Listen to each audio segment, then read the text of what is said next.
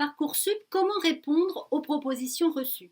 Cette question concerne les lycéens qui ont formulé des vœux, donc des candidatures en formation initiale et ou en apprentissage pour l'admission en première année d'études post-bac.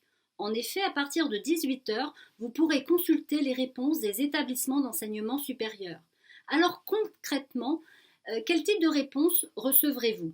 Premier cas, pour une formation sélective, en classe préparatoire aux grandes écoles, BTS, DUT par exemple, vous pouvez avoir 3 types de réponses. Réponse oui, vous avez une proposition d'admission et vous devez y répondre dans les délais indiqués. La réponse en attente, vous n'avez pas encore de proposition d'admission, mais vous êtes classé sur liste d'attente. La réponse est non, vous n'êtes pas classé dans cette formation. Deuxième cas, vous avez opté pour une formation non sélective, comme une licence. La réponse négative est impossible. Donc vous pouvez aussi avoir 3 types de réponses. Une réponse positive, vous avez une proposition d'admission et devez y répondre dans les délais indiqués. La réponse oui, si, donc dans ce cas vous avez une proposition d'admission qui est conditionnelle. Elle dépend de remises à niveau qui permettent de renforcer votre capacité à réussir. Ou la réponse peut être en attente, vous n'avez pas encore de proposition d'admission, mais vous êtes classé sur liste d'attente. Alors quels sont maintenant les types de réponses possibles pour chaque proposition? Comment vous pouvez répondre? Imaginons que vous êtes pris dans la formation que vous souhaitez, c'est votre préféré.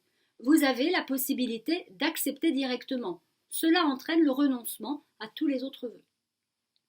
Vous avez plusieurs propositions d'admission et des réponses en attente.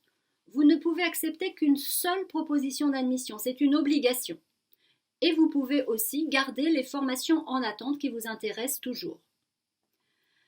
Troisième possibilité, vous pouvez renoncer aux vœux avec réponse positive si votre projet a évolué, pourquoi pas. Mais attention dans ce cas parce que rien ne garantit que vous serez pris dans une des formations en attente. Imaginons que vous n'ayez que des propositions négatives. Le 16 juin, la phase complémentaire s'ouvrira avec l'ensemble des formations ayant encore des places. Et enfin, vous avez peut-être été accepté dans une formation hors Parcoursup et vous avez la possibilité de renoncer définitivement aux vœux sur Parcoursup. À quel moment répondre? Eh bien, les délais à respecter pour accepter ou refuser sont impératifs et ils sont indiqués pour chaque proposition d'admission, pour chaque vœu dans l'onglet Admission de Parcoursup. Pour terminer, voici quelques conseils. Relisez bien vos vœux, réfléchissez à vos préférences de façon à répondre sans stress aux propositions d'admission. En ce moment, de nombreux établissements organisent des journées portes ouvertes virtuelles. Demandez conseil à vos professeurs principaux, à un conseiller ou conseillère d'orientation. Soyez connectés. À partir du 19 mai, vous recevez des alertes dès qu'une ou plusieurs propositions d'admission arrivent. L'actualisation a lieu une fois par jour le matin. Vous serez averti par SMS via l'application Parcoursup, sur votre messagerie personnelle et sur la messagerie de votre dossier Parcoursup.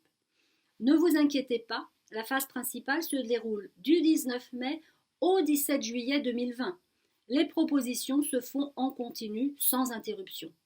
Donc restez confiants. En 2019, 93% des candidats ont reçu au moins une proposition d'admission. Soyez patients, la phase principale ne fait que commencer. Demandez conseil et restez motivés.